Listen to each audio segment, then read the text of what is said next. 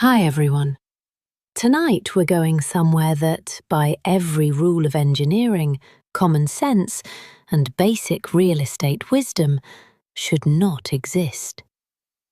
Venice. A city of marble palaces built on top of a swamp, balanced on millions of wooden sticks in the middle of a lagoon, by people who were essentially running away from the end of the world and decided the safest place to hide was in the mud. And it worked. It worked so well that 15 centuries later you can still walk across it at midnight, which is exactly what we're about to do. No cars, no crowds, no cruise ships, just you, the water, the fog, and the quiet, impossible fact of the whole thing. So, before we set off, take a second to like the video and subscribe, but only if you actually enjoy what I do here. Leave a comment telling me where you're listening from and what time it is for you. Somehow, it's always 2 a.m. somewhere. Now, dim those lights, switch on a fan for that soft white noise, and get comfortable. Ideally somewhere that isn't slowly sinking. Let's pause for a second. Have you ever wondered how you build a cathedral on ground with the structural integrity of pudding? Could you survive in a city where the streets are water, the map is a lie, and your GPS gives up somewhere around the third identical alleyway? Would you trust a government that elected its leader through a process more complicated than your taxes? Could you keep a trade secret so valuable that leaving town with it was considered treason? And how exactly does a city with no farmland, no fresh water, and no solid ground become the richest place in the Western world? And now, congratulations. You've just stepped off the last boat of the night onto a stone quay in Venice. It is a few minutes past midnight. The tourists are gone. The water is black and still, and somewhere beneath your feet, an entire upside-down forest is holding everything up. Try not to think about it too hard. Let's walk. The first thing you notice is the sound, or rather, the enormous absence of it. You have arrived in the only major city on Earth with no cars, no trucks, no scooters, no traffic of any kind. And at midnight, that absence becomes something you can almost touch.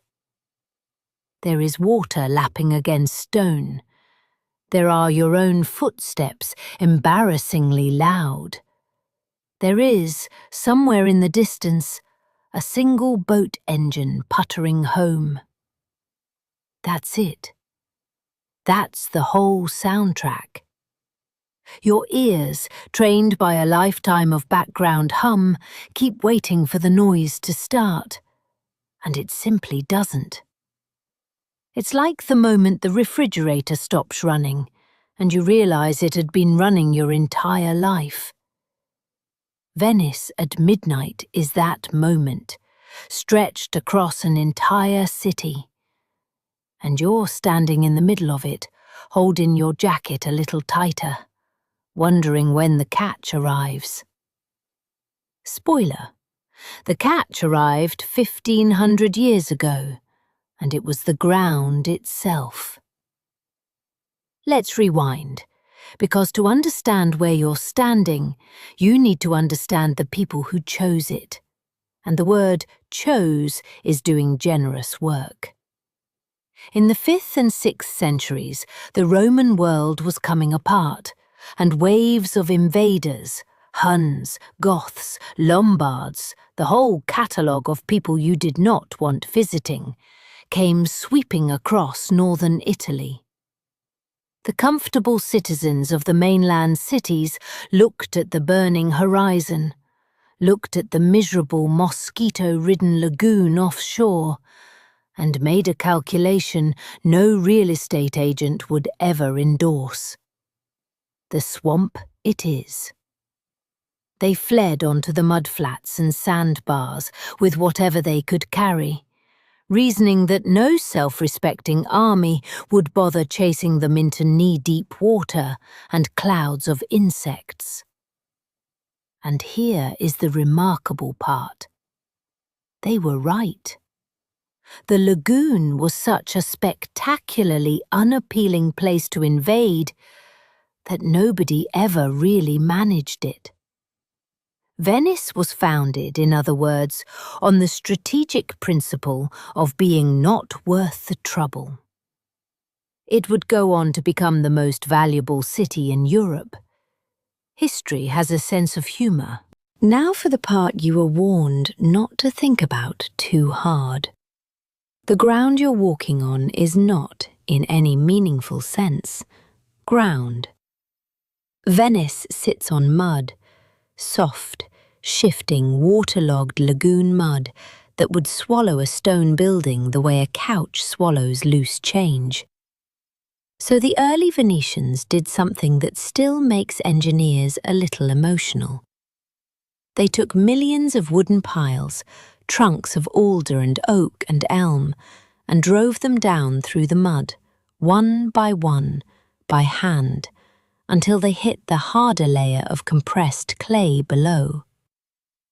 Then they packed the piles tight, side by side, layered great wooden platforms and stone on top, and built their palaces on that.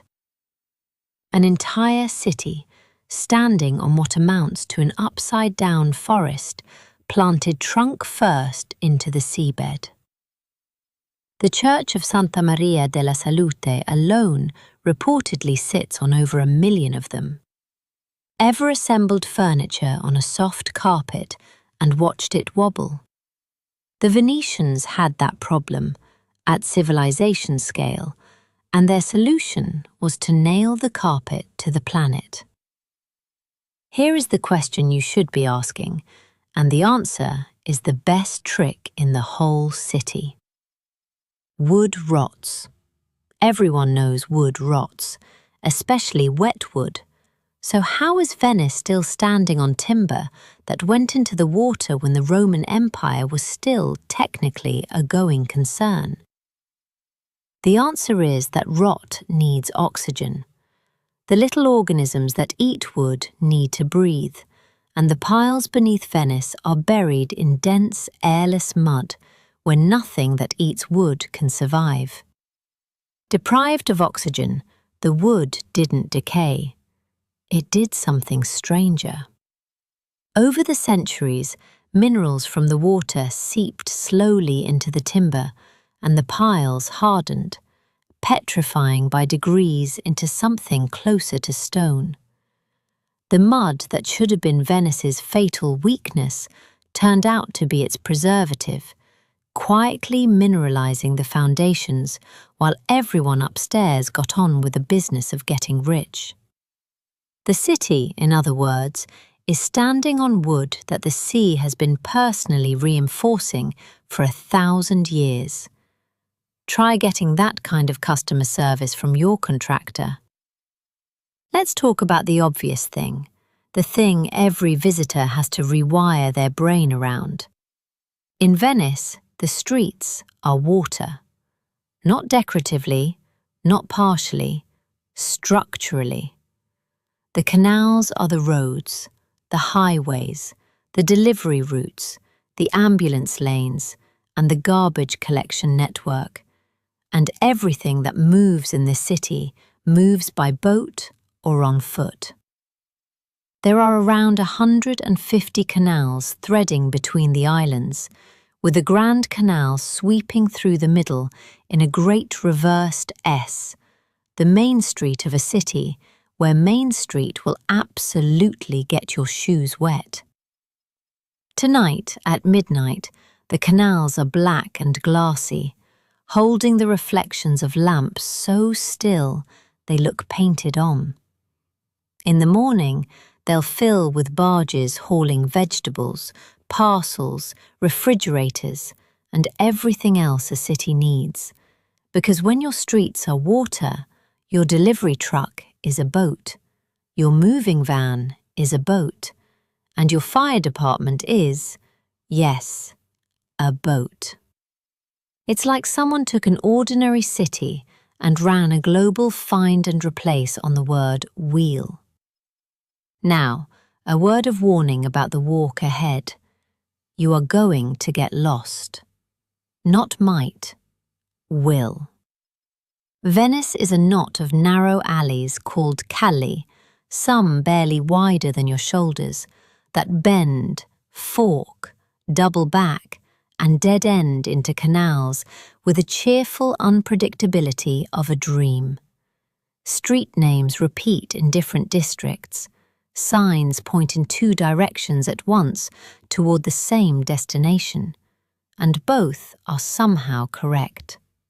Your phone's GPS, which has guided you confidently across continents, will take one look at these stone corridors and quietly begin inventing fiction. And here is the thing, the confusion is at least partly original equipment. A city of tangled passages and sudden water is a very difficult city to invade, to riot in, or to chase anyone through. And medieval Venice appreciated all three qualities. The maze kept the city safe. Tonight, it will simply keep you humble as you pass the same small bridge for the third time and pretend to no one that you meant to. Let's talk about the boat, the famous one, the one gliding somewhere through the dark right now with a soft knock of wood on water. The gondola is a genuinely strange machine.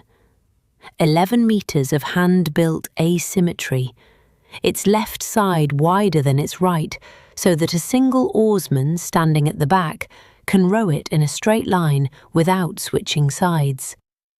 It is perfectly evolved for these shallow, narrow canals, the way certain birds are perfectly evolved for one specific flower. But notice the colour. Every gondola is black. Not most. All. This is not brooding Venetian aesthetics, it's the law, and it has been since 1562, when the Republic got fed up with wealthy families turning their boats into floating peacock displays of silk and gold and one-upmanship. The government's solution was magnificent in its bluntness. Everyone gets black, everyone matches, argument over.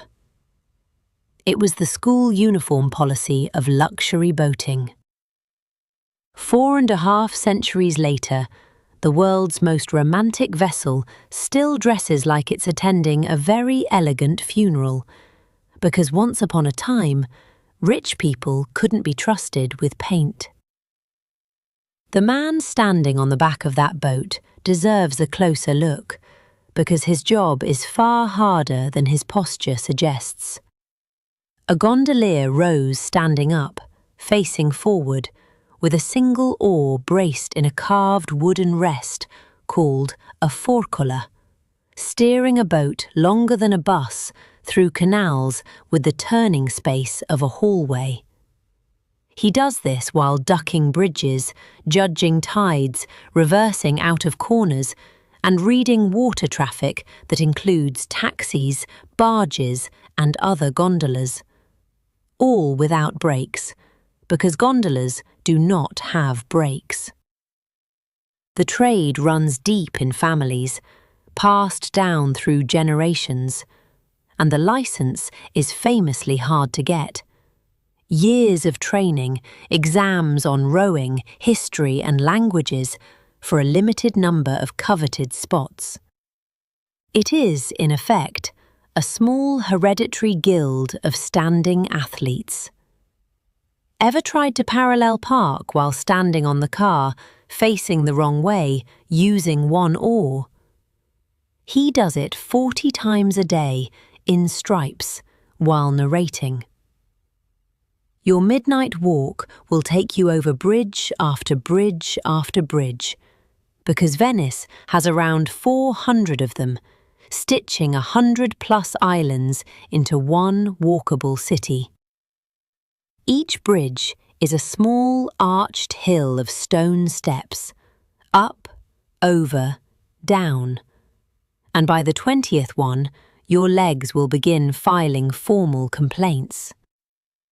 The arches aren't decorative, of course, they're clearance, headroom for the boats that are the city's entire circulatory system, which means every pedestrian shortcut doubles as a small staircase workout. This is also the moment you understand, deep in your knees, why Venice has no wheels. Not just no cars, but historically almost nothing that rolls, because a wheel is only as useful as the flat surface it never finds here. Everything, and I mean everything, gets carried. By boat to the nearest quay, then by handcart and human muscle up and over those stepped bridges. Your refrigerator, your sofa, your weekly groceries. Ever helped a friend move to a 4th-floor walk-up? In Venice, the entire city is the 4th-floor walk-up.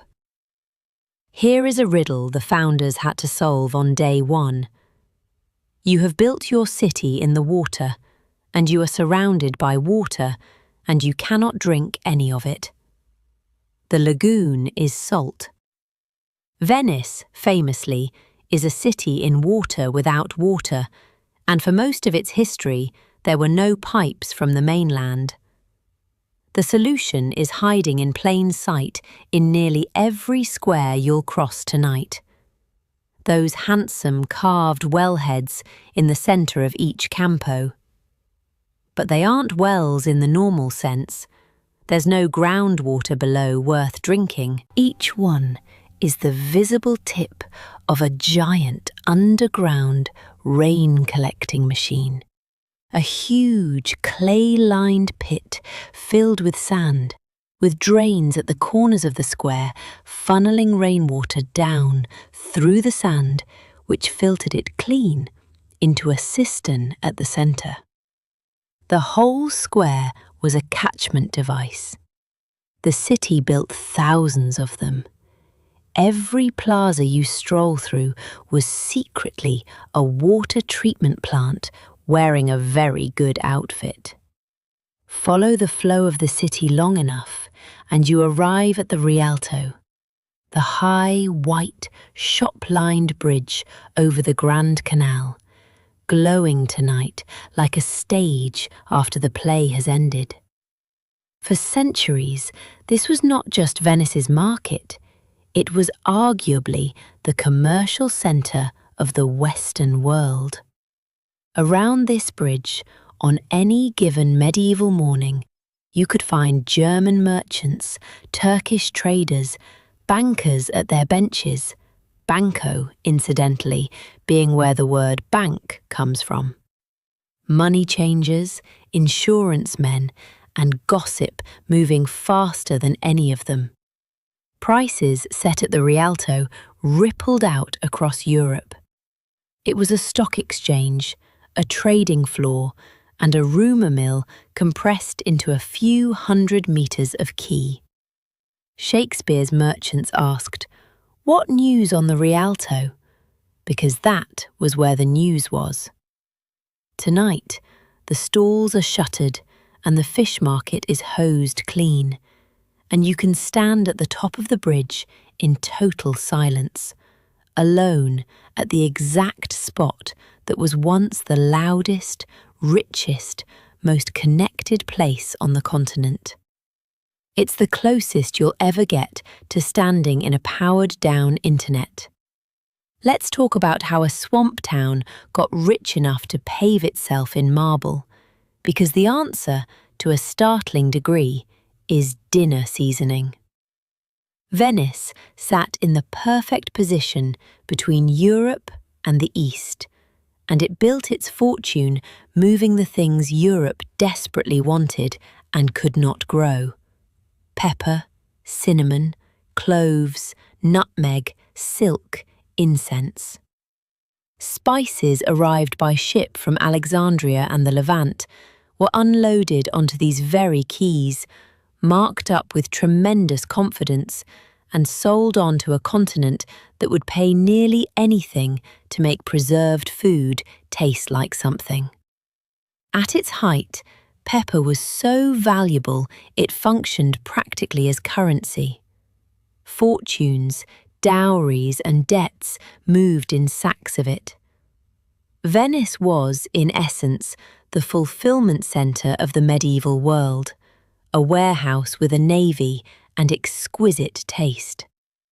Every palace you pass tonight, every carved facade leaning over the water, is, at some level of remove, pepper. You are taking a midnight walk through what seasoning built. On the eastern edge of the city stands a walled compound so large it swallows a whole district, guarded by stone lions and a gate grand enough for a cathedral. This is the Arsenale, and in its prime it was quite possibly the largest industrial complex on Earth. A state-run shipyard employing thousands of workers, the Arsenalotti, centuries before anyone said the words Industrial Revolution. And here is the part that stops historians mid-sentence. The Arsenale ran something recognisably like an assembly line. Ship hulls moved along a canal through the complex, while teams at successive stations added rigging, weapons, oars, and supplies, so that at full emergency speed, the yard could reportedly turn out a fully equipped galley in about a day. In 1574, to impress a visiting French king, they assembled one during dinner. Henry Ford gets the credit for the assembly line. Venice was doing it in tights 400 years earlier and using it to build the fleet that ruled the Mediterranean. The factory of the future was here all along, smelling of pitch and sawdust. Now let's talk about who ran all this, because Venice was a republic for over 1,000 years, led by an elected duke called the Doge, and the way they elected him is one of history's great administrative fever dreams. By the late medieval period, the process went roughly like this. 30 members of the Great Council were chosen by lot. Lot reduced them to 9.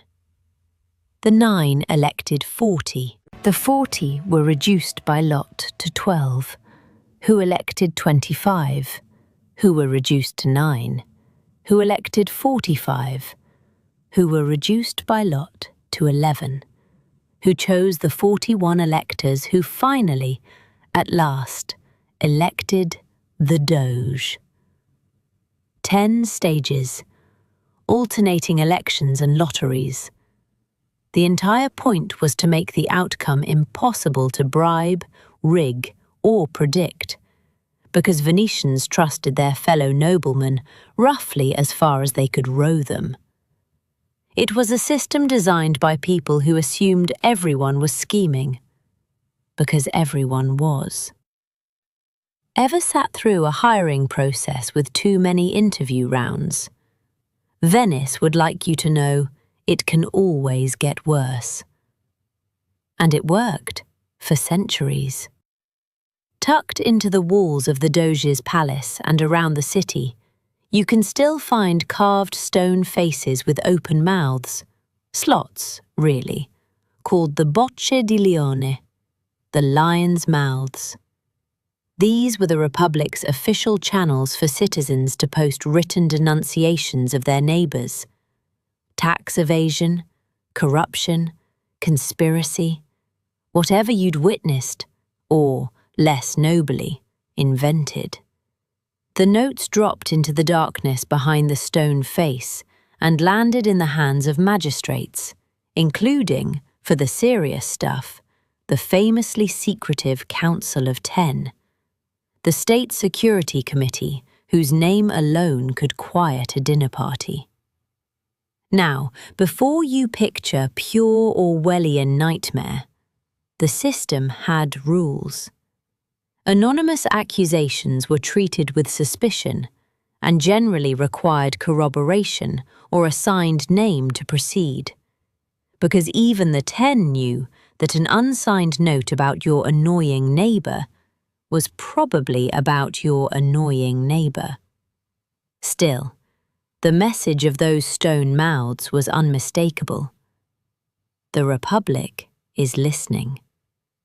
It was a suggestion box, if the suggestion box could have you arrested, and everyone walked past it politely every single day. Across the water north of the city glows Murano, and its story is what happens when a trade secret becomes a matter of national security.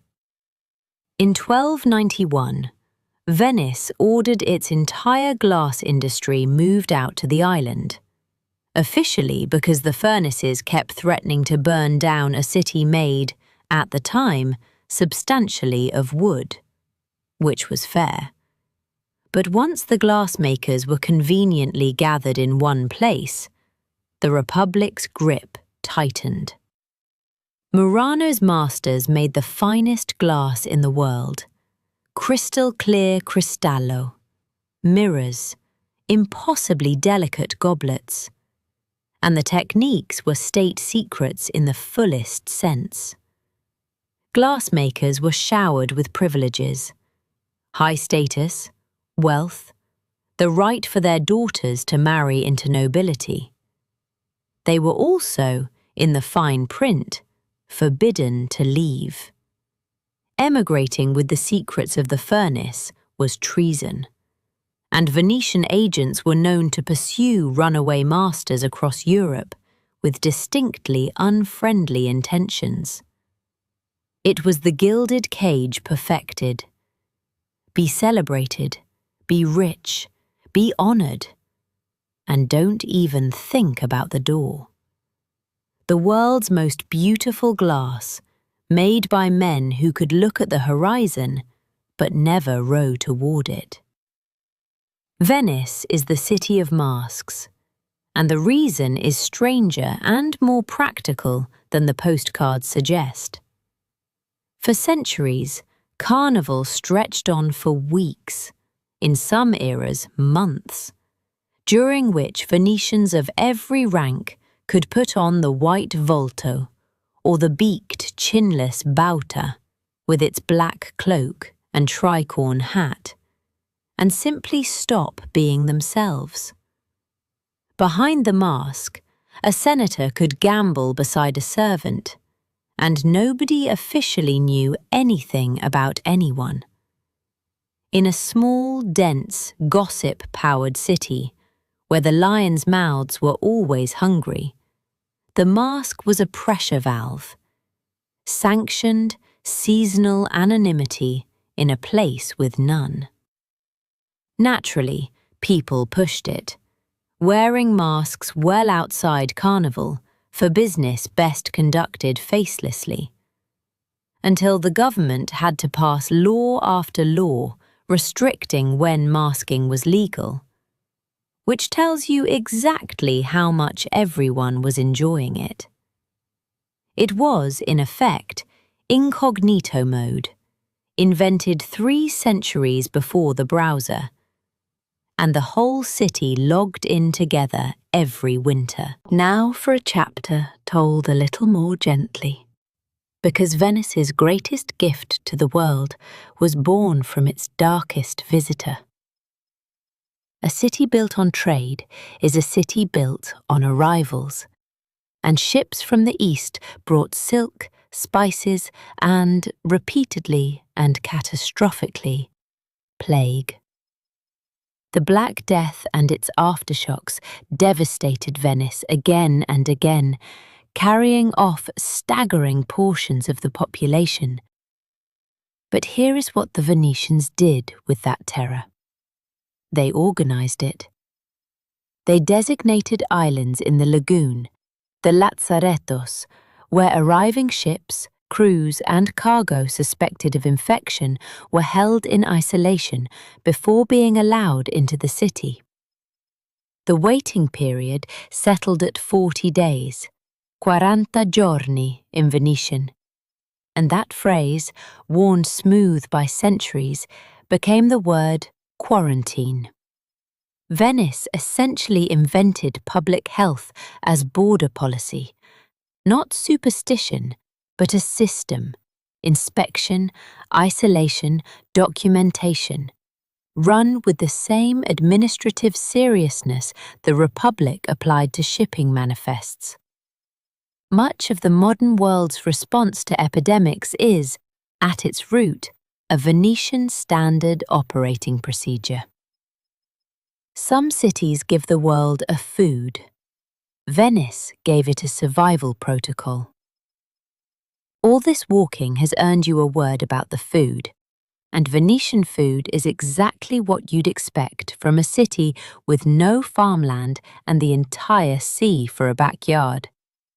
The local institution is the Baccaro, a small, dim, standing room wine bar, and its currency is the cicchetto, a small bite, a slice of bread topped with creamed salt cod, a fried meatball, a marinated sardine dish called sarde in saur that layers fish with sweet and sour onions, raisins and pine nuts, a recipe sailors developed because it kept well at sea and which tastes, improbably, like the entire spice trade in one mouthful. You eat standing up, with a small glass of wine the Venetians call an ombra, a shadow, supposedly because wine sellers once moved their stalls around the piazza to stay in the shade of the bell tower.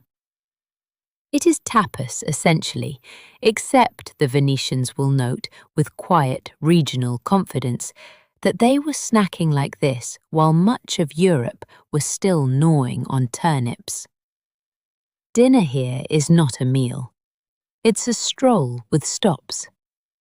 Every so often, usually in late autumn, the sirens sound across the rooftops in rising musical tones, and the Venetians perform a ritual their grandparents performed. They check the tide forecast, put on rubber boots, and get on with their day. This is acqua alta, high water, the periodic flooding when tide, wind and moon conspire to push the lagoon up over the pavement. Shopkeepers slot metal barriers into their doorways.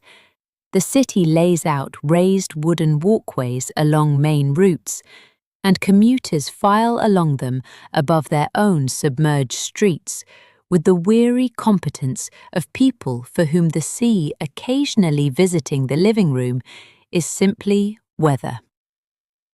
St. Mark's Square, the lowest point in the city, floods first, and there are few sights on earth stranger than that grand piazza turned into a shallow mirror, the basilica reflected perfectly in water where the ground should be. Ever had a leak in your house? Imagine the leak is the Adriatic.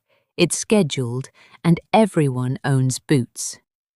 That's Tuesday here. You cannot walk through Venice at midnight without eventually asking the question the whole world asks. So let's take it head on. Yes, the city is sinking. And the sea is also rising, which is an unfortunate combination, like your salary shrinking during inflation. The ground beneath the lagoon compresses naturally by a few millimeters a year, a process made temporarily worse in the 20th century when mainland industry pumped groundwater out from under everything until someone noticed and stopped. Meanwhile, the floods grew more frequent. and after the catastrophic high water of 1966 drowned the city nearly 2 meters deep, the response eventually took the form of Mose, a system of 78 enormous mobile barriers lying flat on the seabed at the lagoon's 3 inlets, which fill with air and rise to wall off the entire lagoon from the Adriatic when dangerous tides threaten.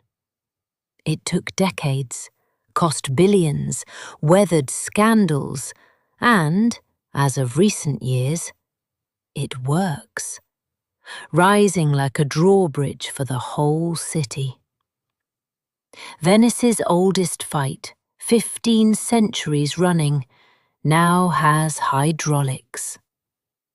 In St. Mark's Square stands the great brick campanile, the bell tower that anchors every photograph of Venice. And here is the fact that delights everyone who learns it. It's a replica.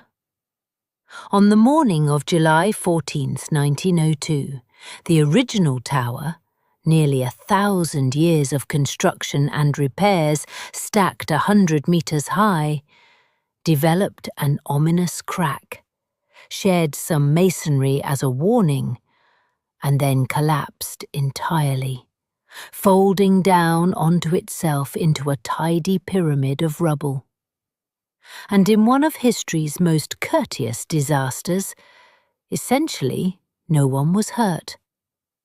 The tower had telegraphed its intentions clearly enough that the piazza was kept clear, and the most famous casualty in local law was the caretaker's cat. The city council met that very evening and resolved, in a phrase that became legend, to rebuild it dov'era e com'era, where it was and as it was. 10 years later, an identical tower stood on the spot, quietly reinforced. Venice's attitude toward catastrophe, in one story, acknowledge it, sweep it up, and rebuild so precisely that the postcard never has to change. This chapter will tell a little more straight, because it deserves it.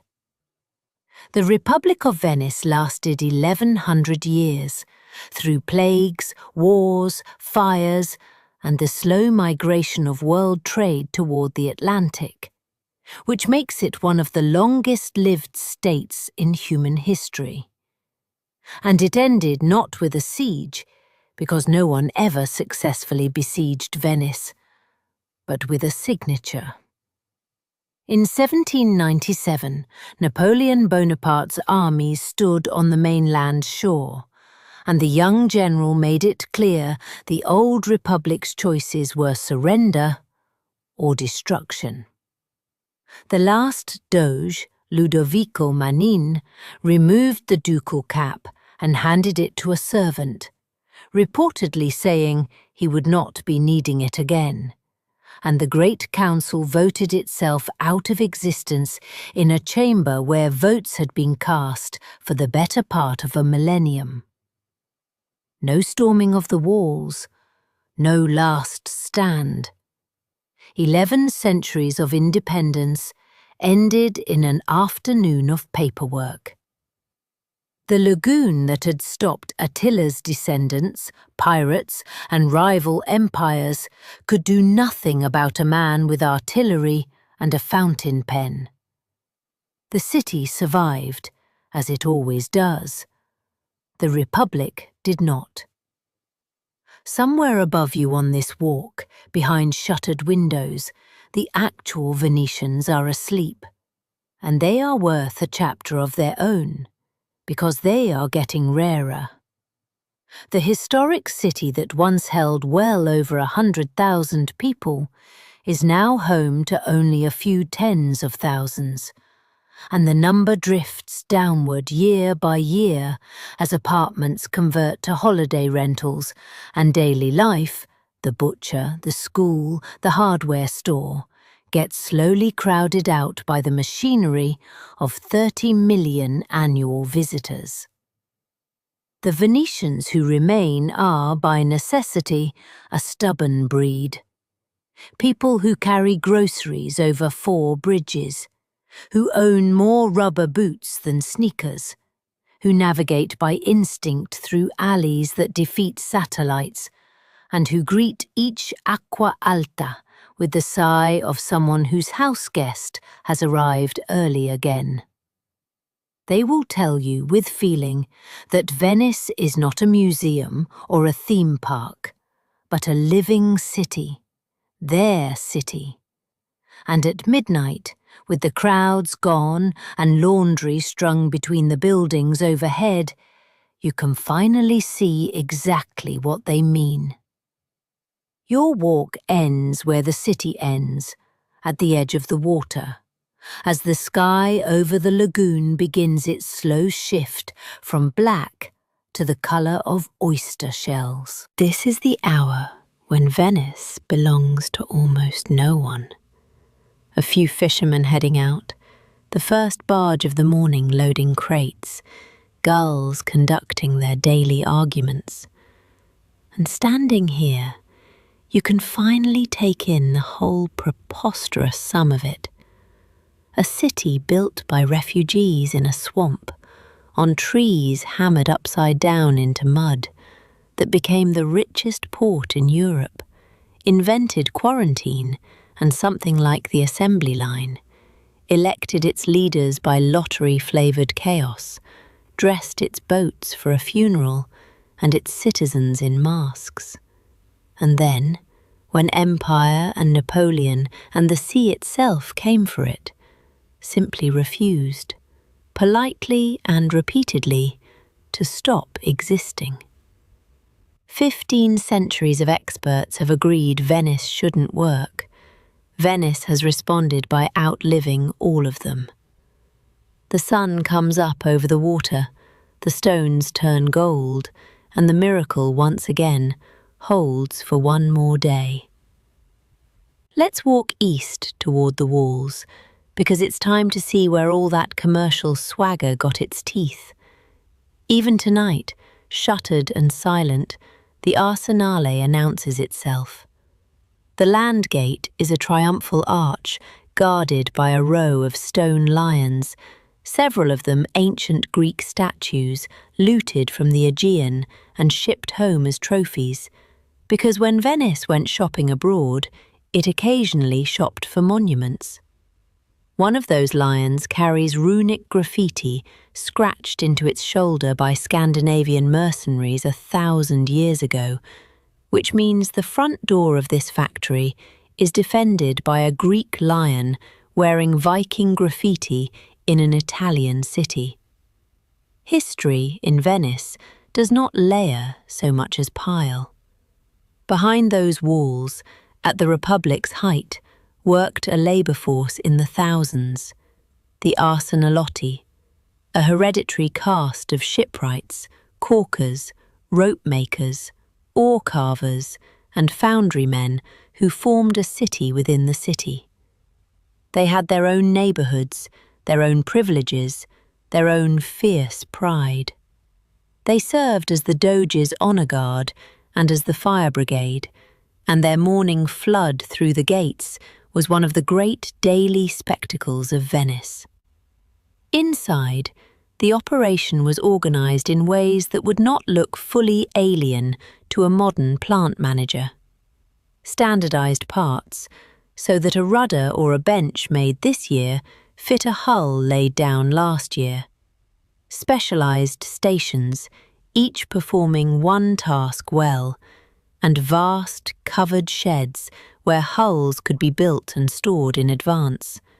A warehouse of nearly finished warships waiting like wine in a cellar. The famous trick, the one that made ambassadors write breathless letters home, was the finishing line. A completed hull would be floated along a canal through the complex, and as it passed, teams handed aboard in sequence its rigging, its arms, its oars, its biscuit and wine and salt meat, so that what entered the channel as an empty shell exited the far end as a warship ready for sea.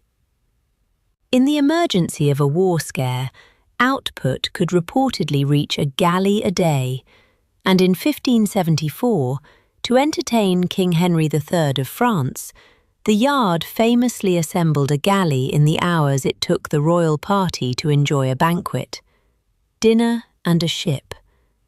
Ever waited 3 weeks for a sofa delivery with a tracking number that just says, "In transit"? Venice could build you a warship in the time it takes to host Thanksgiving.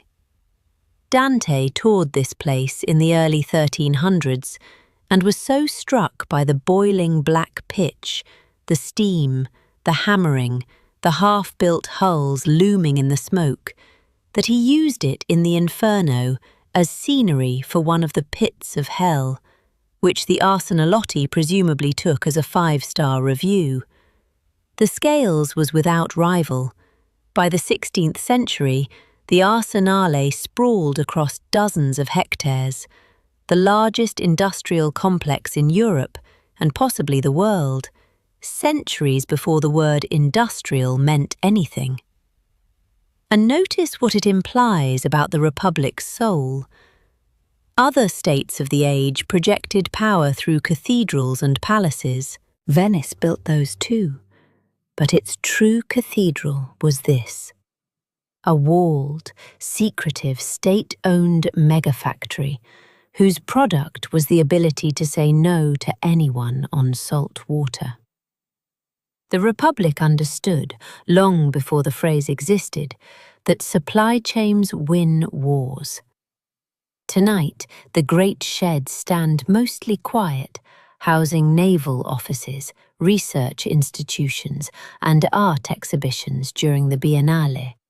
Contemporary sculpture now parked where war galleys once queued. The most fearsome factory of the medieval world has retired into culture. The lions at the gate, having seen everything, decline to comment. Let's step into politics now, and brace yourself, because Venetian politics makes the alleys look straightforward. First, understand the fear driving all of it. Venice had watched every other Italian city fall, sooner or later, to the same disease. Some talented, ambitious family, a Medici, a Visconti, a Sforza, converts wealth into muscle and muscle into a crown, and the Republic quietly becomes a costume worn by a dynasty. Venice was determined, with an intensity bordering on the clinical, that this would never happen here. The Doge would be magnificent, and the Doge would be powerless, and the process of choosing him would be so thoroughly marinated in randomness that no faction could buy it, because nobody could even predict who would be voting. Hence the machine you heard about on the quay: 30 by lot, 9 by lot, 40 elected, 12 by lot, 25 elected, 9 by lot, 45 elected, 11 by lot, 41 final electors, supermajority required. Committees electing committees, shuffled by lotteries in between, like a deck of cards being cut 10 times by 10 different suspicious people. The lots themselves were drawn by a boy plucked from the crowd outside the basilica, the ballottino, chosen precisely because a random child is difficult to bribe in advance, and from the little wax balls used in the drawing, the ballotte, we inherit the word ballot. You have voted your entire life in Venetian, and once the white smoke cleared and a doge emerged, usually a man of advanced age, because electing someone with limited runway was itself a safety feature, the Republic immediately began managing him like a beautiful liability. He was paraded in gold, seated on a throne, minted on coins, and simultaneously wrapped in restrictions that grew with every reign. Forbidden to open his own foreign correspondence except in the presence of counselors, restricted from private business dealings, his relatives barred from key offices, his gifts regulated down to trivialities. Each new doji swore to a promissione, a contract of limitations lovingly expanded over the centuries, and after his death, a commission audited his reign and could fine his estate for misbehavior. Venice is possibly the only state in history that conducted a performance review on its head of state posthumously and sent the invoice to his heirs. Ever endured a hiring process with 8 interview rounds, a personality test, and a background check for a job where every decision still needs sign-off from a committee. Congratulations, you've experienced the doji ship, minus the hat. And the system, absurd as it sounds, delivered exactly what it was designed to deliver: boredom. Glorious, continental envy-inducing boredom. While rival cities cycled through coups, tyrants, and family feuds with body counts, Venice ground along for centuries under a rotating cast of elderly chairmen, its policies steady, its succession bloodless, its nobles channeling their ambition into commerce and committee work instead of assassination. La Serenissima, they called her, the most serene republic. And the serenity was not a mood, it was an engineering outcome. There were exceptions that proved the rule, most famously Doge Marin Falier, who in 1355 was accused of plotting to make himself an actual prince, and was beheaded within days at the top of his own palace staircase. His portrait's place in the frieze of doges was painted over with a black shroud and an inscription noting his crime, which remains there today, an empty black rectangle in a row of golden faces. Venice kept the gap on display for 4 centuries as a message to management. Human resources has never been more direct. Let's sidle up to the wall now and meet the most unsettling piece of office equipment in history. Find one in the lamplight and look it in the face, because it has a face. A carved head, sometimes leonine, sometimes a scowling human grotesque, mouth open in a permanent, patient ah. Above or below it, an inscription helpfully specifies the department, because these were sorted by jurisdiction. This mouth for denunciations regarding public health, that one for tax fraud, another for blasphemy, another for corruption in public office. The Republic did not merely accept complaints, it had categorized them. There was a lion's mouth for reporting your neighbour's unlicensed activities, the way a modern city has separate bins for glass and paper. Bureaucracy, weaponized, with excellent stonework. The mechanics were simple.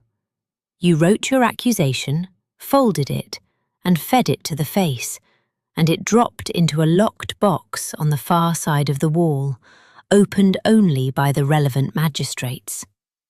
From there, the paper entered one of the most methodical states in Europe. And here is where the reality is both better and worse than the legend. Better, because the Republic distrusted anonymous venom on principle.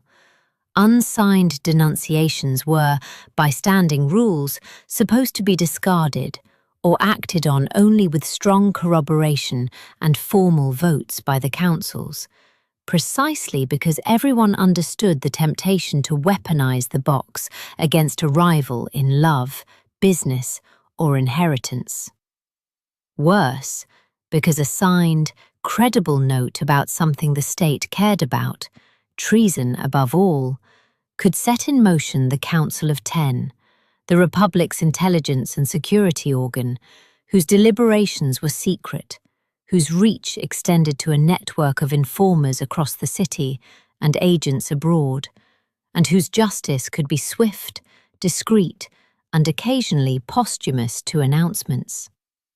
The Ten's fearsome reputation was, like much in Venice, partly theatre and wholly intentional. A state too small to police everyone found it far cheaper to make everyone feel policed. And it worked on the honour system of paranoia. The mouths sat on busy walls, at the Doge's palace, in the districts, passed daily by every citizen, each one a quiet reminder that the man beside you at the well, the gondolier, the fish seller, your brother-in-law with the grievance, all had access to the same slot you did. Conversation in Venice developed a certain quality, historians note, pleasant, witty, and carefully unspecific, the tone of people who assume the room is listening because the room occasionally was. Ever typed a spicy message in the group chat and deleted it before sending, just in case? Venetians lived their whole lives with their thumb hovering over delete. The strange thing is that citizens broadly tolerated the system, even took a certain pride in it, because it cut both ways. The mouths swallowed complaints against the powerful, too. A corrupt official, a noble dodging taxes, a magistrate on the take, all could be fed to the lion by an ordinary citizen with a pen and a grudge for justice. In a Europe where accusing a nobleman usually required a death wish, Venice offered a slot in a wall. It was surveillance, yes, but surveillance with, occasionally, democratic teeth. The boxes ate the mighty as well as the meek, provided the paperwork was in order. Napoleon's men, when they came, smashed most of the boxes and pried many of the mouths from the walls, recognizing the machinery of the old regime when they saw it. But some survive, and tonight you can walk right up to one, look into the dark slot behind the stone lips, and feel the faint, absurd urge to confess something. Don't. The office is closed. Permanently, one hopes.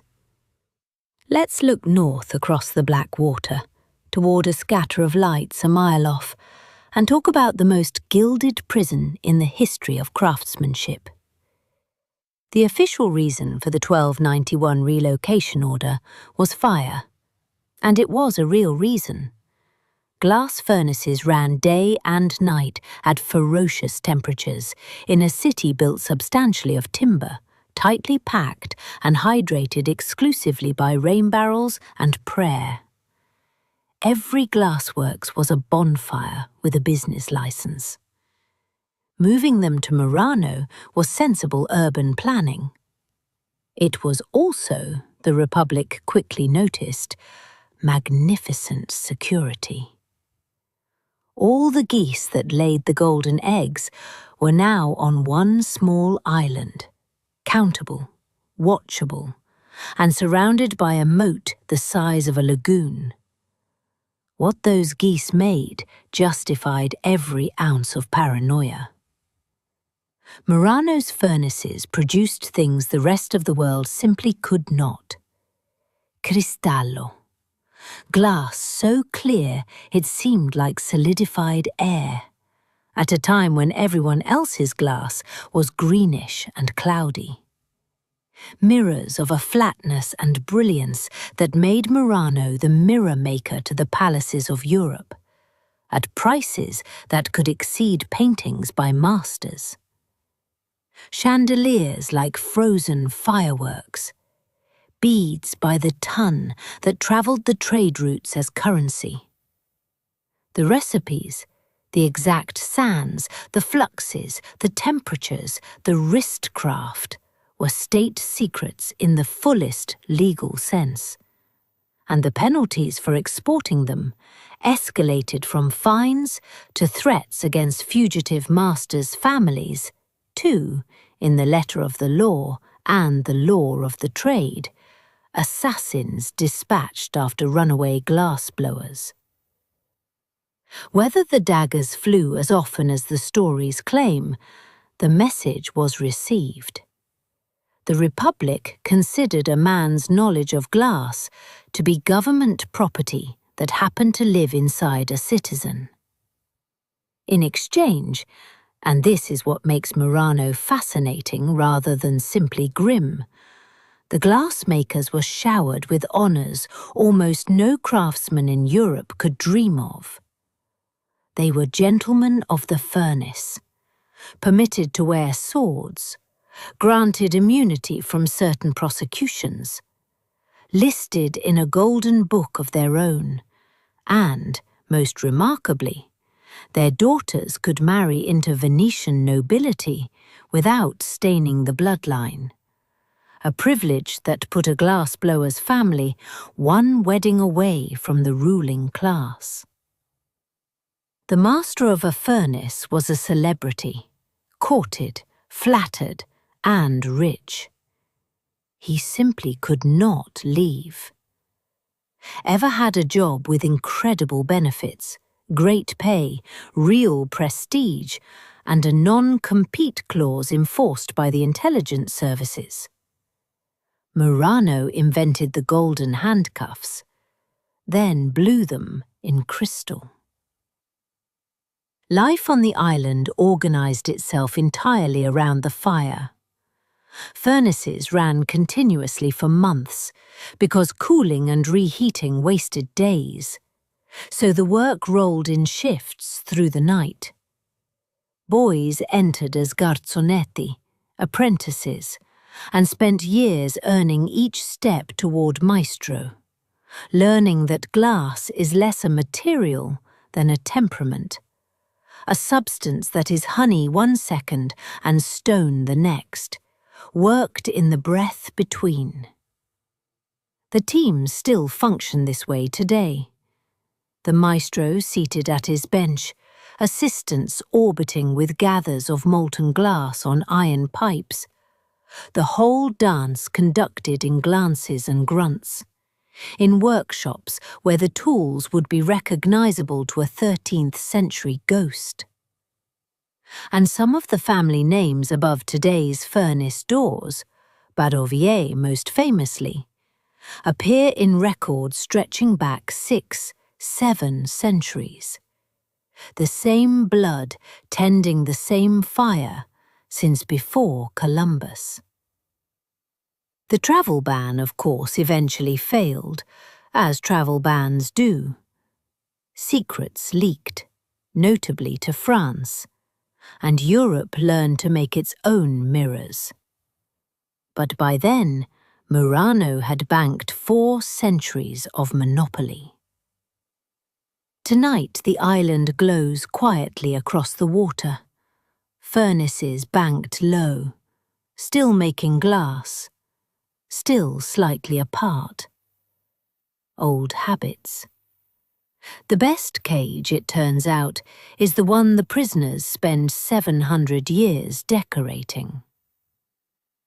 Let's talk about faces and the long Venetian tradition of not having one. To understand why the mask mattered so much here, remember the city you've been walking through all night. Small, dense, an island where everyone's business crossed everyone's threshold, where the wells were shared, the alleys were narrow, the walls had lion-shaped ears, and your reputation was a currency as real as ducats. Venice was, socially speaking, a village wearing an empire's clothes. There was no anonymity of the modern kind, no getting lost in the crowd, because the crowd knew your grandmother. Into that pressure cooker, Carnival opened a valve. The bauta was the serious equipment, a stark white or black mask with a jutting beak-like lower edge, worn with a black hood and cloak, the tabarro, and a tricorn hat. The genius was in the beak, which projected the voice oddly and let the wearer eat and drink without unmasking, meaning you could pass an entire evening negotiating, gambling, flirting, without ever surfacing as yourself. And crucially, the bauta wasn't just festival wear. In certain eras, it was practically civic equipment, worn to the theatre, to the gambling houses even, in regulated circumstances, to political functions, precisely because it made everyone briefly equal and unaccountable. The moretta, meanwhile, was the women's oval of black velvet, held in place, and this is true, by a button gripped between the teeth, which rendered the wearer elegantly mute and turned removing the mask to speak into a gesture of considerable drama. A mask you have to bite is a mask that makes every conversation a decision. Under the disguise, the social physics of the city inverted. The senator gambled beside the servant at the ridotto, the state-licensed casino where masks were required for entry, the Republic having concluded that if its citizens were going to lose fortunes, they should at least do it anonymously and taxably. Nobles could slum, commoners could swagger, creditors could be avoided, courtships could be conducted across class lines that were, in daylight, walls. The standard greeting to any masked figure was simply Signora Maschera, Madam Mask, regardless of who or what was plausibly underneath. A phrase that amounts to a whole society agreeing, out loud, not to know things. Ever posted something under a username you'd never attach to your real name? Venice ran that experiment first, at full civic scale, in velvet, and discovered exactly what the internet later confirmed. Anonymity is freedom and trouble in precisely equal measure. Hence the laws, a long comic archive of them. Masks banned at night, banned in churches, banned in gambling dens they were previously required in, banned for men dressed as women visiting convents, which is the kind of law that only exists because of specific incidents. The government spent centuries adjusting the anonymity dial, trying to keep the valve open enough to vent pressure and closed enough to prevent the state dissolving into an 18th century masquerade, which, by the era of Casanova, it arguably did anyway. Carnival season by then sprawled across months, and Venice's brand across Europe was pleasure with the name tag removed.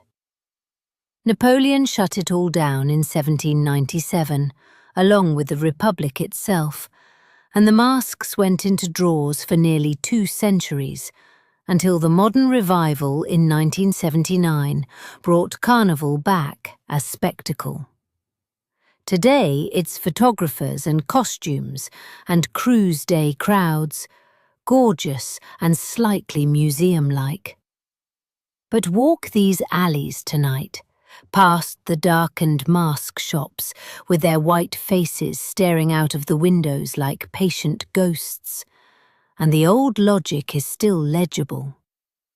In the world's most watchful city, the most precious luxury ever sold was 2 weeks of being nobody.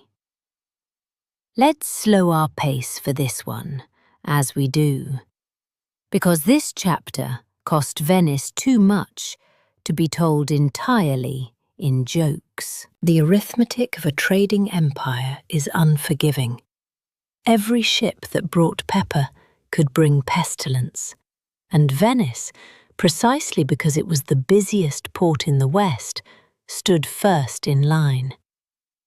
When the Black Death arrived in 1348, It is estimated the city lost staggering numbers, perhaps half its people or more, and the plague returned again and again over the centuries like a creditor.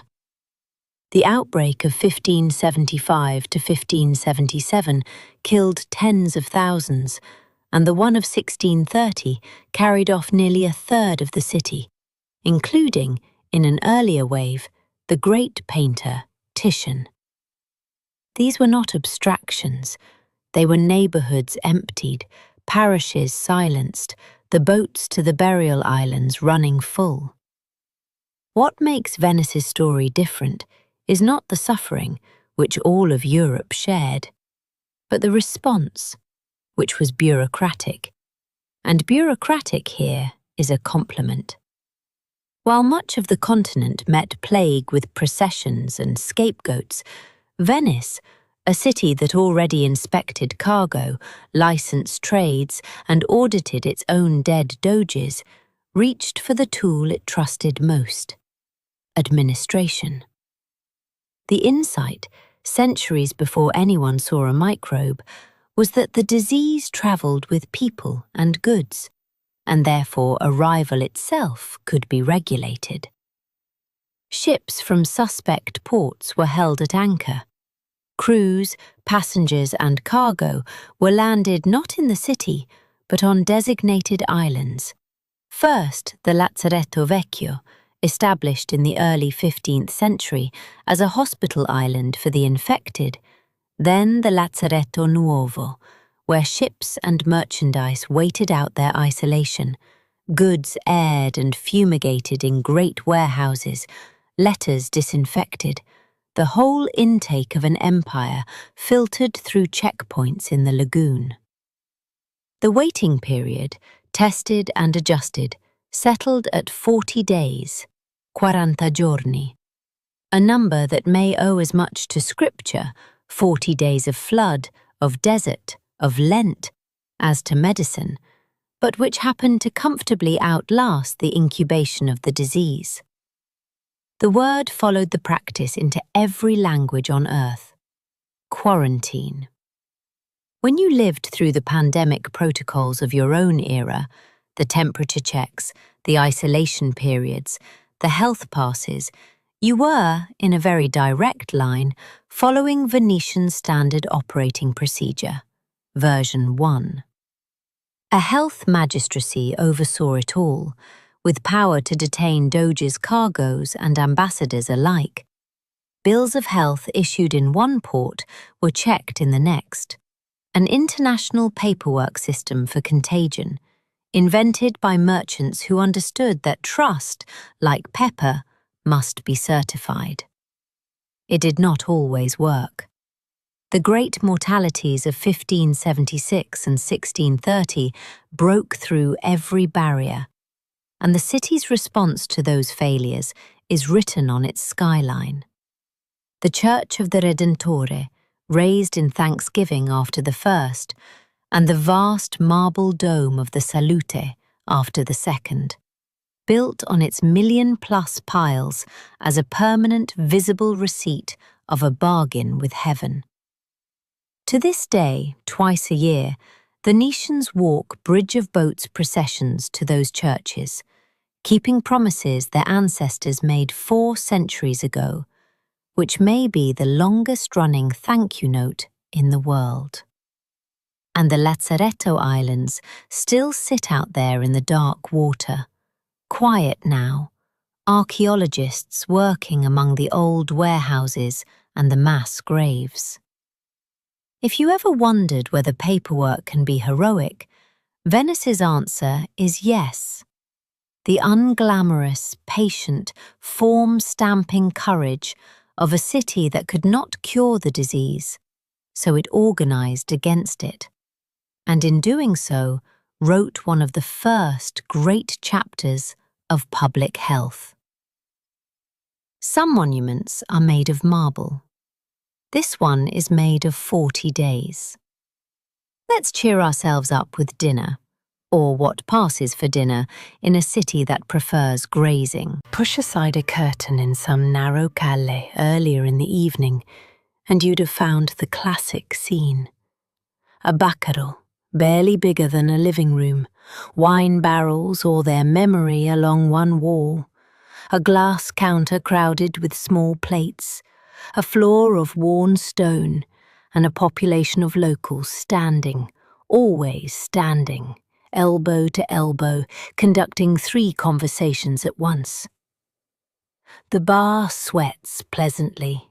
The air is a braid of smells: frying oil, vinegar, coffee from the machine that is never off, and the low tide of the canal outside, which Venetians register the way you register your own hallway.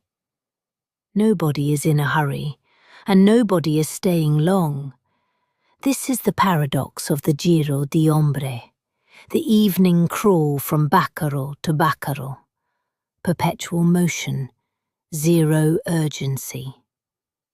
The cicchetti themselves are the lagoon's autobiography and finger food. Baccalà mantecato, salt cod whipped with oil into a cloud, spread on bread or grilled polenta, a dish born of the codfish trade with the north. Venice took a Norwegian fish, dried like lumber, and taught it to be velvet.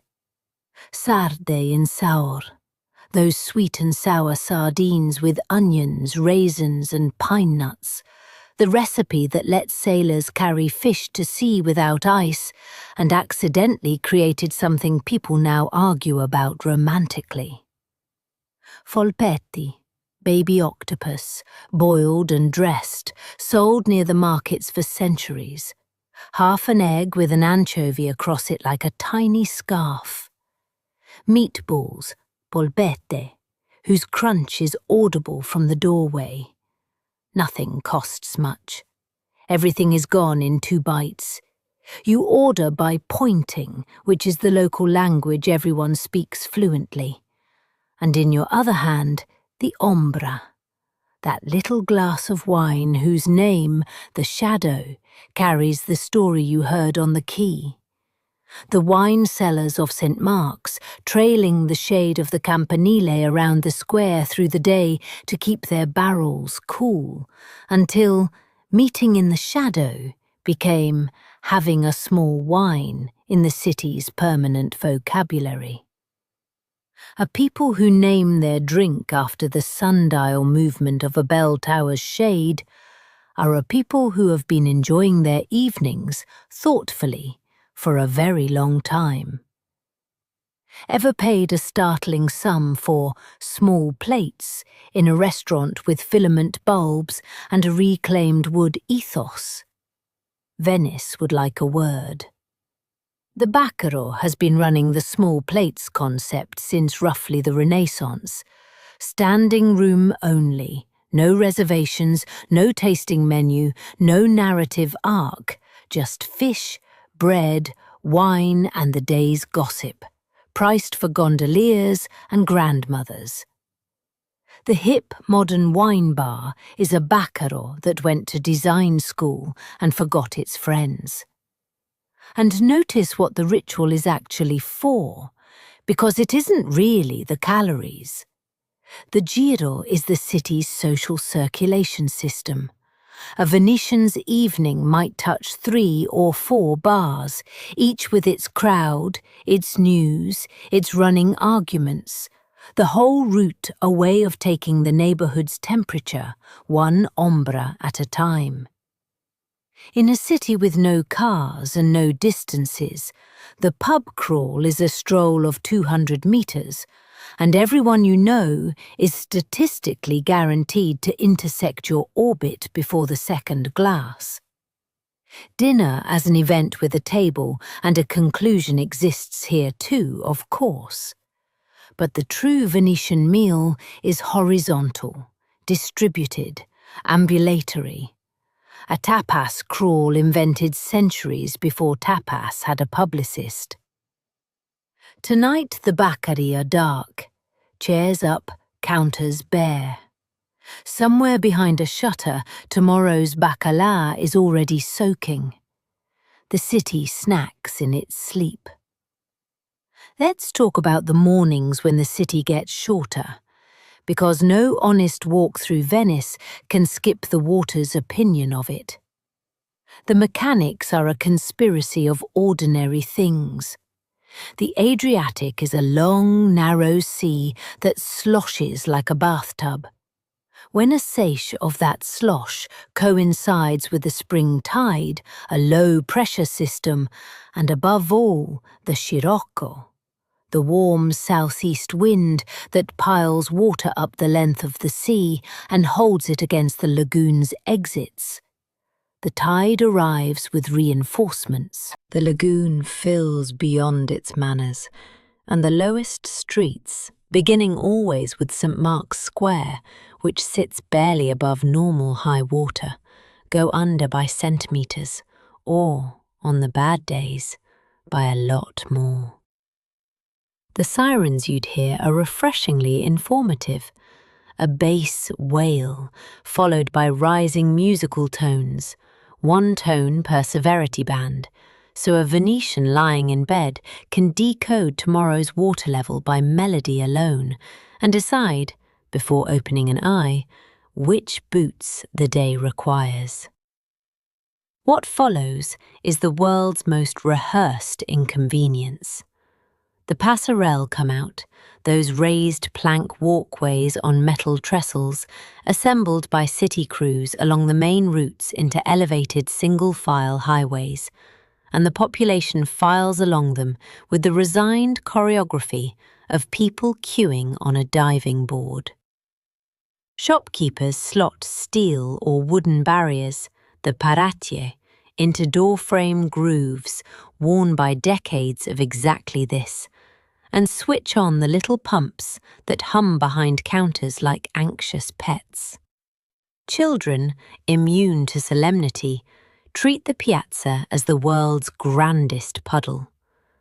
Tourists photograph everything, occasionally while standing in it, discovering that lagoon water in November is an experience sold nowhere in the brochures. And the bars, this is documented civic character, frequently stay open, serving espresso to customers in hip waders, because a Venetian's relationship with morning coffee negotiates with no tide. Ever had a house guest who arrives uninvited, rearranges the furniture, and leaves without apologizing? Venetians have hosted that guest on a lunar schedule for centuries, and their response has evolved past anger into logistics. Furniture in ground-floor homes lives its whole life 6 inches airborne on blocks. Electrical outlets colonize the upper walls. The word ground floor itself is aspirational. But the dry wit shouldn't hide the real arithmetic, because the ledger has been worsening.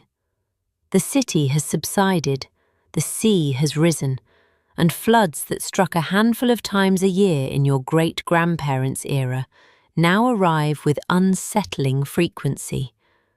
The exceptional has been commuting toward the routine. The night of November 4th, 1966, remains the city's scar. Water nearly 2 meters above normal, driven by a storm that would not let the tide out. The whole city submerged for many hours, heating oil from ruptured tanks slicking the flood black, ground floors and archives and workshops ruined. Venice woke to the understanding that its oldest arrangement with the sea had been renegotiated without its consent. And November 2019 provided the reminder, the second worst flood on record. St. Mark's Basilica flooded in its crypt, the mosaics licked by salt water, gondolas deposited on walkways like toys left by an enormous, careless child. Salt is the quiet villain in all of this. Each flood soaks the brick, and as walls dry, the salt crystallizes inside them and pushes the masonry apart from within, so the buildings are being aged by every bath. Which is why the response finally built at the lagoon's mouths matters so much, and why it deserves its own chapter. For now, note the small bronze plaques on walls around the city marking the 1966 line, somewhere above your head. Venetians walk under their high water mark every day, the way you might keep a hospital bill framed in the hallway, just as a reminder of who's really the landlord. Let's take the existential question by the collar, since we've come this far together. The sinking has two authors. The first is nature, patient and blameless.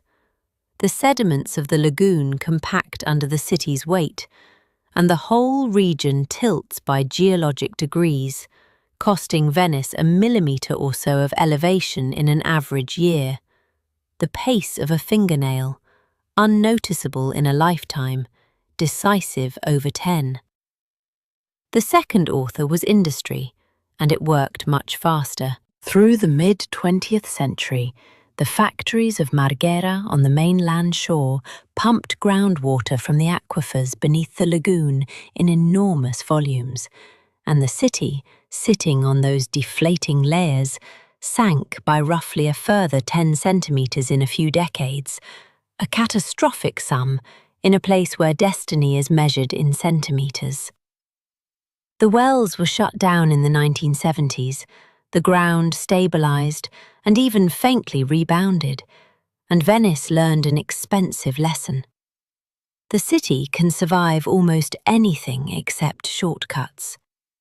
Meanwhile, the sea, indifferent to all this bookkeeping, has been rising, and the two lines on the graph, city descending, water ascending, converge with the quiet menace of an actuarial table. Enter MOSE, which is both an acronym and, with the subtlety of a brass band, the Italian name for Moses, a project that proposes to command the sea and has, unlike most people who propose that, hardware. At the three inlets where the Adriatic enters the lagoon, Lido, Malamocco and Chioggia, 78 hollow steel gates lie flat in housings on the seabed, invisible, full of water. When a dangerous tide is forecast, compressed air is pumped in, the water is forced out, and the gates rise on their hinges over roughly half an hour into a yellow steel palisade breaking the surface, sealing the lagoon off from the sea until the surge passes. The whole apparatus is a drawbridge for a civilization, or, if you prefer, the city pulling its blanket over its head until the weather goes away. The road there was, to put it in the Venetian spirit, instructive. Conceived after 1966, designed through the 80s, under construction from 2003, MOSE consumed decades and billions, and in 2014 detonated one of Italy's great corruption scandals, with dozens of arrests reaching to the region's top, proving that the project's largest engineering challenge was, for a while, human nature. Ever had a home renovation run long? Imagine it running 40 years, costing $6 billion, and the contractor being arrested mid-kitchen. And yet, and this is the part that would astonish the project's many obituarists, it works. Since October 2020, the gates have risen dozens and dozens of times, and on mornings when the forecasts promised another 1966, St. Mark's Square has stayed damp rather than drowned. The city that spent 15 centuries adapting to the water can now, for the first time, briefly refuse it. The fine print remains genuinely fine. The barriers defend against surges, not against the slow, permanent rise, and if seas climb as projected, the gates will need to close more and more often, each closure sealing off the port and pausing the tidal, flushing the lagoon needs to stay alive. Mose buys time. It does not sell immortality. But then, Venice has never once purchased immortality. It has only ever bought time, in installments, since the 5th century, and it remains history's most successful subscriber.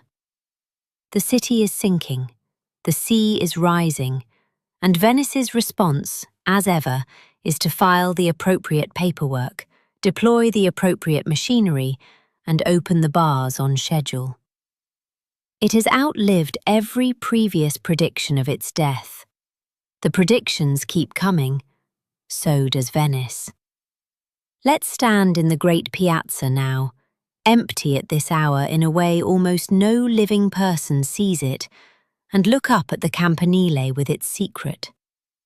Nearly 100 meters of plain brick, the tallest thing for miles, the mast of the whole ship of the city. It began around the 10th century, grew by stages, doubled as a lighthouse for the lagoon, and collected upgrades over the centuries.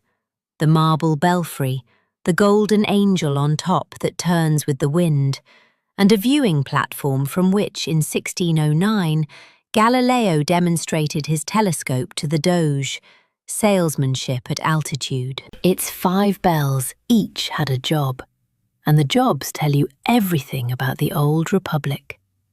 One rang work hours, one summoned senators, one announced sessions of the Great Council, and the deepest tolled for executions, so that Venetians could learn the day's entire civic agenda by ear, including the parts you didn't want to be featured in. By July 1902, the tower was very old, much repaired, and structurally cranky in ways its caretakers only partly grasped. Recent works on the building had not helped. In the days before the end, a great crack appeared and grew, visibly, day by day. Masonry dust trickled, bits fell. The authorities, to their eternal credit, took the hint, cordoned the area, and cancelled the pigeons' usual audience. And on the morning of July 14th, the campanile sat down. Witnesses describe it less as an explosion than a subsidence, the tower folding vertically into itself with a roar and a rolling cloud of dust, collapsing into a mountain of brick in the corner of the piazza, taking the corner loggia with it, but sparing the basilica beside it almost entirely, as if 1,000 years of good manners held even in death.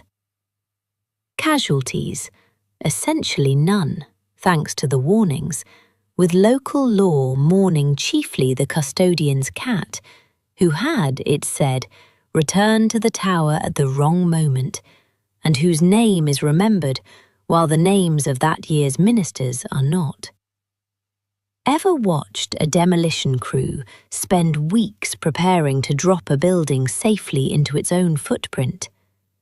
The campanile did it unsupervised, for free, out of courtesy. That evening, with the dust barely settled, the city council convened and produced the phrase that became doctrine. Dov'era e com'era. Where it was and as it was.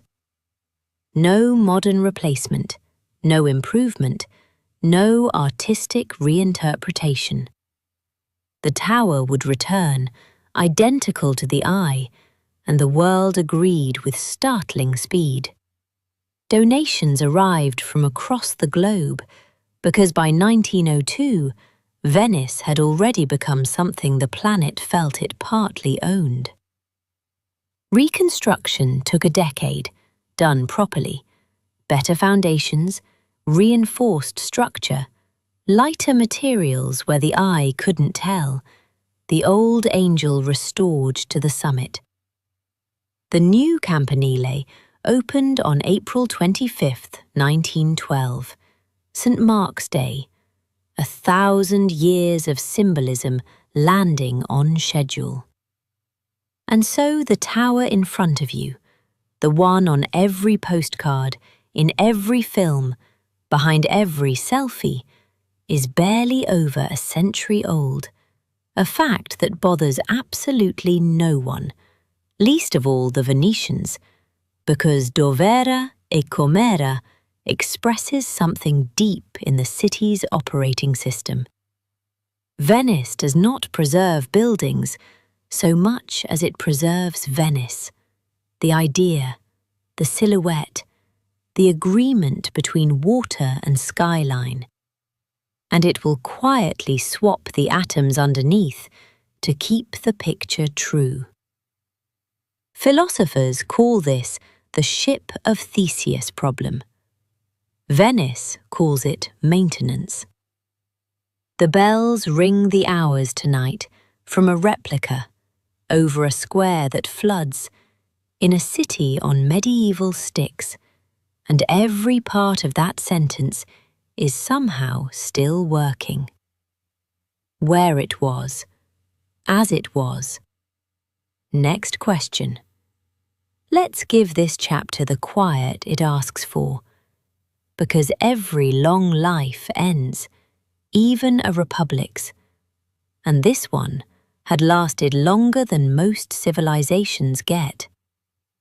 By 1797, the Venice around you was grounded and hollow. The trade that built it had been migrating for 3 centuries, ever since Portuguese ships found the route around Africa and the Atlantic powers turned the Mediterranean from the center of the world into a very beautiful side street.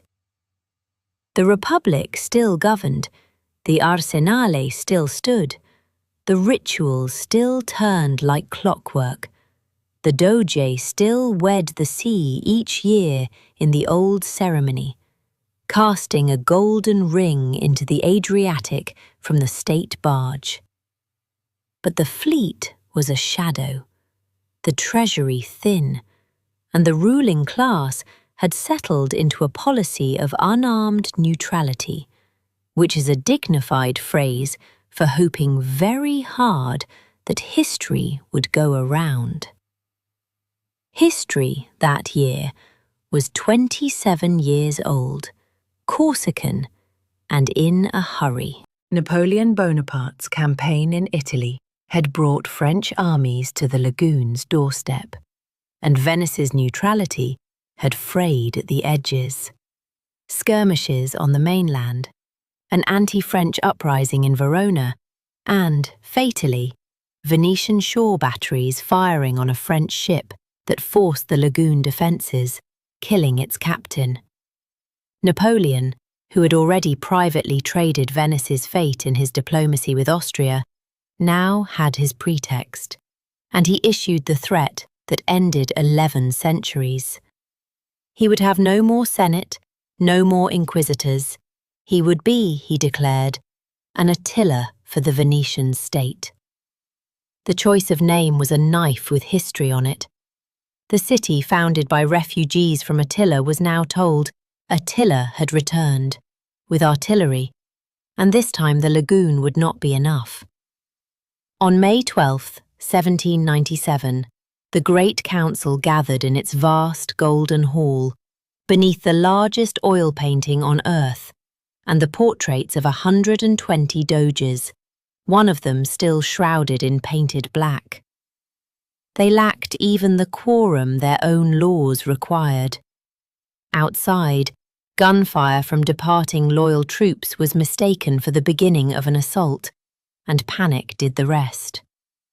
The last doge, Ludovico Manin, an amiable, unlucky man, whose election a fortune-teller's proverb had supposedly warned about, put the motion to dissolve the Republic and hand power to a provisional municipality. The count was 512 in favour, 20 against, 5 abstaining. The nobles fled the hall, some tearing off their patrician robes as they went. Manin retired to his apartments, removed the ducal corno, and handed the linen cap worn beneath it to his valet with the sentence Venice never forgot. "Take it. I shall not be needing it again." No siege, no fire, no last stand on the lagoon that had defeated every enemy for a millennium. The most durable republic in history ended by its own vote, in an afternoon, out of fear of a man who had not yet fired on it. Weeks later, French troops did what no invader ever had, and walked in dry-shod, by invitation of the surrender. The 4 bronze horses of St. Mark's were crated for Paris. The state barge was broken up. The golden book of the nobility burned under a liberty tree in the piazza, and by year's end, Napoleon had sold the city to Austria like a warehouse lot, the final indignity. Venice, history's greatest merchant, ended as merchandise. Ever watched an institution outlive its purpose and keep performing the rituals anyway, until one hard shove revealed there was nothing behind the costume? That is how 1100 years ends, not with a battle, but with a quorum call that fails. The city, as you can see tonight, declined to die with its government. But something did go out of the world that May, and Venetians still speak of it the way you'd mention a death in the family, which, at 100 generations remove, it was. Let's climb out of the past now and look up at those shuttered windows, because behind them sleeps the most endangered species in the lagoon, the ordinary Venetian. The numbers tell the story with brutal economy. In the early 1950s, the historic city held roughly 170,000 residents. Today, the count has fallen below 50,000 and keeps slipping. A decline Venetians track on an actual display, a population counter in a pharmacy window near Rialto, ticking downward like a doomsday clock with a prescription counter attached. Meanwhile, on a busy day, visitors can outnumber residents several times over. The math produces a city that is thronged and emptying at the same time, which sounds impossible until you understand that the crowds and the community are 2 different substances occupying the same streets. The forces pushing people out are unglamorous and relentless. Housing, first. An apartment earns far more as a short-term rental than as a home, so homes convert, one by one, and a young Venetian couple bidding on a flat is competing with the entire vacationing world. Then the slow starvation of ordinary commerce. When your neighbours become suitcases, the butcher becomes a mask shop, the hardware store becomes a glass boutique, the bakery becomes a takeaway window selling something no Venetian would recognise as food, and suddenly buying a screwdriver requires a boat trip to the mainland. Schools consolidate as families leave. Families leave because schools consolidate. Every departure makes the next one slightly more sensible. It's the mechanism of a snowball, except the snowball is a 1,000-year-old community and it is rolling toward the exit. And yet, the ones who stay. You've been walking through their world all night without fully seeing it.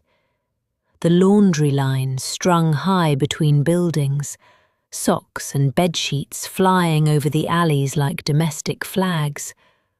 The small dogs of Venice, a whole civic institution, being walked at dawn by owners who greet each other across canals. The market barges from the lagoon islands selling vegetables off the deck. The rowing clubs where Venetians still practice voga alla veneta, the standing stroke of their ancestors, racing traditional boats in regattas the tourists photograph without realizing they're watching a living sport, not a pageant. There are still artisans hand-carving forcole, still families making masks properly, still fishermen working the lagoon flats at hours when the city belongs to them alone. Ask any of them for directions, and you'll get the full performance.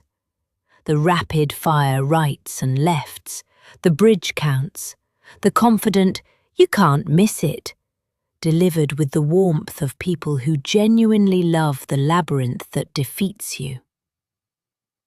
Ever lived somewhere that outsiders treated as a backdrop for their photos while you were trying to carry groceries through the shot? Venetians live inside the world's screensaver, and they would like you to know the screensaver has a school run. The residents' complaints are specific and reasonable. Day trippers who arrive, photograph, picnic on bridges, and leave without touching the local economy. The entry fee experiments and cruise ship battles that turn their home into a policy debate. The sensation of becoming extras in a theme park about themselves. But listen closely, and the complaint underneath is simpler and older. They don't want Venice preserved, exactly. Preservation is for jam. They want it inhabited, working, argued over in Venetian dialect at the Baccaro counter. A city, they'll tell you, is not its stones. The stones are just where the city keeps itself. Tonight, at least, the arithmetic reverses. The day trippers are gone, the shutters are latched, and every lit window above you is one of the 50,000 holding the line in their sleep. The most beautiful city on earth is also somebody's hometown. That second fact is the one doing all the work. Let's finish at the water's edge, where every Venetian story starts and ends, and watch the city perform its oldest trick, continuing.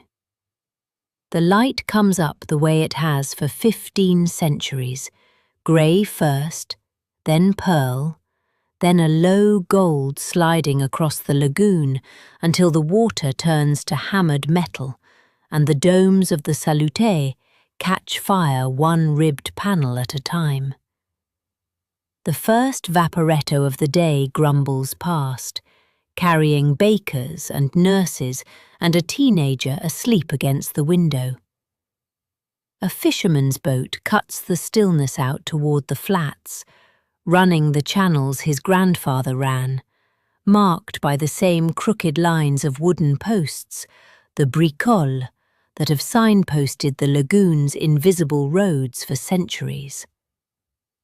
Gulls convene their morning parliament on the mooring posts and immediately descend into scandal.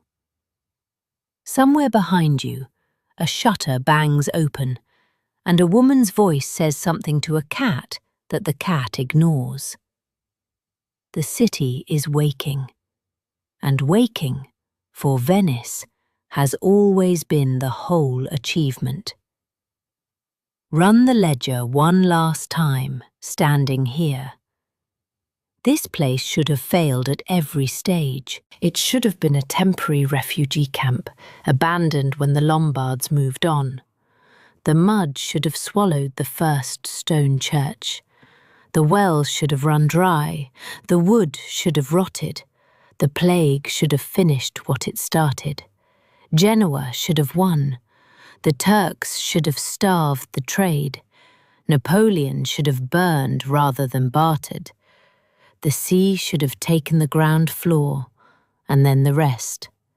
And the tourists, latest of the invading hordes, should by now have loved the last resident out of the last apartment. Every century has produced experts, sincere, well-informed experts, explaining that Venice's situation was unsustainable, and every century's experts have been correct on paper and wrong on the water.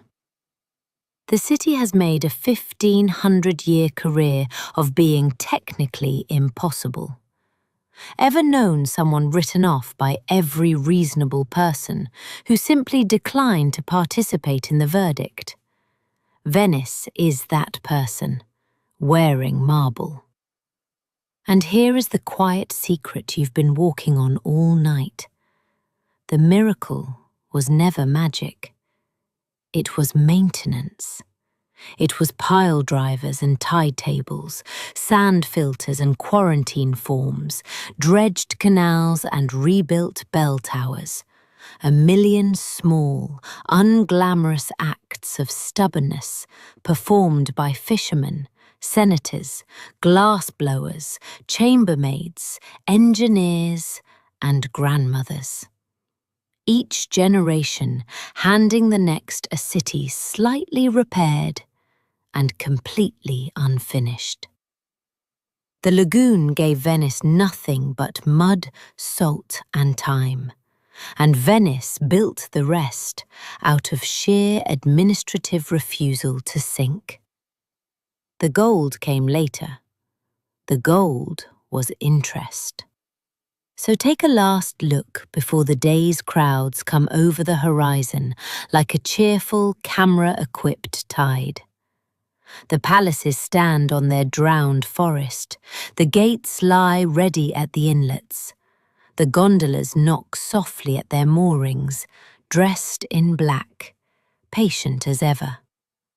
50,000 alarm clocks are about to go off above 150 canals, and the impossible city will do today what it did yesterday and fully intends to do tomorrow, which is exist beautifully out of spite.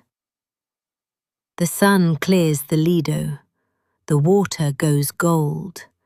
The miracle, inspected, certified, and lightly mocked by its own inhabitants, holds for one more day. It always does. That's the whole story, really.